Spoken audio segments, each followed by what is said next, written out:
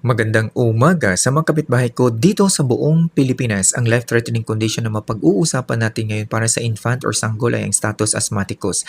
Ang status asthmaticus or acute asthma attack ay isang malala or severe level condition sapagkat merong extreme bronchospasm, sobrang pamamaga ng daanan ng hangin or airway inflammation na nagre-resulta sa paglilit ng daanan ng hangin at merong pagkakabarado ng mucus o phlegma. Ang status asthmaticus ay hindi na namamanage ng inhalers or bronchodilators kaya't kinakailangang tumawag ng 911 o dalhin ang sanggol sa pinakamalapit na ospital.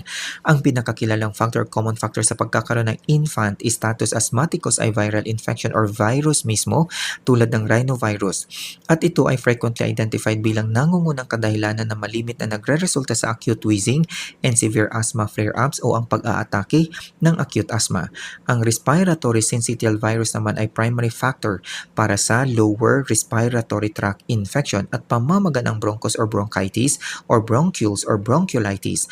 Dahil sa pamamaga ng bronchus or bronchioles ay lumiit naman ang diameter nito kaya't lumiit na rin ang hanging makakadaan at malimit ito ay seryosong condition kaya tinatawag na severe airway obstruction. Ang influenza virus naman can rapidly provoke dangerous breathing failure sa mga infant. Ang mga virus na ito ay pwedeng makuha sa mga contaminated na surfaces tulad ng ibabaw ng lamesa, sahig, kama at ibang surfaces pa. Pwede ring makukuha sa community na kung sino-sino lamang ang humahawak sa sanggol. Dinadala ang sanggol sa okayan, sa mall, sa palengke, sa pagsha-shopping, sa beach, sa party, sa crowded places, crowded living condition, poor hygiene, poor environment condition, air pollution at iba pa.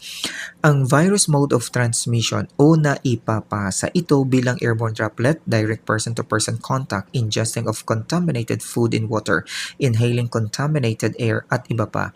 Ang virus ay papasok sa ilong during inhalation or during mouth breathing at ito ay makakaabot sa bronchioles or alveoli ng sanggol. Ang virus mismo ay hindi nagre-release ng specific toxin or chemical substance na nagre-resulta sa lung damage or inflammation. Ang virus ay merong pinapapalabas na pathogen associated molecular patterns or PAMs tulad ng virukins at meron ding viral nucleic acid kasama ang DNA and RNA. Ang virus na ito ay madidetect ng immune system sa pamamagitan ng cellular sensors na ang pangalan ay retinoic acid inducible gen 1 or reg1 and toll-like receptors or TLRs na didetect nila ang viral DNA or RNA. Ang pagkakadetect ay nagbibigay signal o natri-trigger ang pneumocyte cells tulad ng pneumocyte 1 and 2 na nasa lining ng air sacs or alveoli na ang resulta ay nagpapalabas ng cytokines or chemokine substances. Ang mga halimbawa ng chemokines ay CXCL8, CCL2, CXCL1, CXCL5, and CCL5. Ang pagkaka-release ng cytokines or chemokines sa circulatory system ay natri-trigger naman ang bone marrow to release stored neutrophils na bahagi ng WBC, kaya't merong increased level of neutrophils. Dahil sa cytokines or chemokines ay guided ang neutrophils hanggang makaabot doon sa infected lungs ng infant. Ito ay tinatawag na recruitment. Ang neutrophils ay nagpapalabas ng toxic chemical weapons na kung tawagin ay cytokines. Ang cytokines or chemokines na galing sa na-trigger na pneumocytes at ang cytokines na galing sa neutrophils na parehong nasa loob ng alveoli or air sacs ay talagang magkakaroon ng irritation hanggang sa mangyari ang severe inflammation of alveoli at severe inflammation of bronchioles. Dahil sa severe inflammation of alveoli ay malaki na ang tsansa na ito ay magkakaroon ng atelectasis. Ang severe inflammation ng bronchioles ay lumiliit ang daanan ng oxygen or hangin. Dahil sa mga chemical substances sa cytokines or chemokines ay nasisira na rin ang mga silya na nasa lining ng alveoli at bronchioles. Ang nasirang silya ay walang sweeping mechanism na kung saan hindi na maitutulak ang secretion sa lungs paitaas hanggang sa mailuwa o maisuka ng sanggol. Ibig sabihin ay nagkakaroon ng malapot na mucus plugging sa lungs ng sanggol. Ang allergen factors tulad ng cow's milk, eggs, wheat, chicken, seafoods or shellfish at iba pa ay nami-misinterpret ng immune system as dangerous kaya't na-trigger ang mga mast cells and basophils na makikita sa iba't ibang bahagi ng katawan at isa na dito ay ang sa lungs.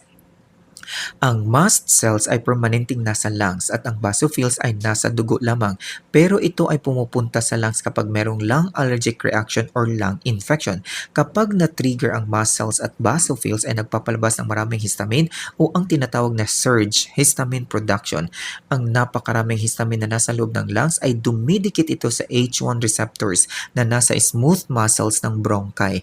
Ang bronchi ay nagiging rigid o nagiging tight o nagiging masikip na tinatawag na bronchoconstriction. Ang submucosal glands na nasa bronchi ay nai-stimulate din ng histamine kaya't nagkakaroon ng maraming mucus production na sa kalaunan ay nagkakandabarado na ito sa bronchi at nadaanan naman dapat ng hangin o oxygen. Kapag nagiging barado na ang bronchi, nahihirapan ng makapasok ang hangin o oxygen. Ang factor na irritants tulad ng smoking, dusts, pollen, fumes, perfumes, pollution, and others na kapag nakapasok sa lungs ay nai-irritate ang lining ng breathing tubes tulad ng bronchi, pati na rin ang lining ng alveoli. Ang irritation ay nagkakaroon ng mabilis na pamamaga ng daanan ng hanging airways tulad ng bronchi, ibig sabihin ay kumipot o lumiit ang diameter o sukat ng butas ng bronchi na naging rason sa maliit na lamang na hangin ang makakapasok. Ang mga irritants ay nakakapag-stimulate din sa lungs lalo na ang goblet cells at submucosal glands na siyang rason sa pagkakaproduce ng maramihang malapot na mucus na makakabarado sa airways dahil na rin sa mga irritants na nakaka-irritate sa linings ng bronchioles ay nagre-resulta sa bronchospasm. Ang bronchospasm ay nagre-resulta sa pagkakakipot ng airways o daanan ng hangin. Antayin nyo lamang po ang next video patungkol sa clinical manifestations at diagnostic tests. Hanggang dito na lamang po. Daghang salamat. Signing off, Bonggits!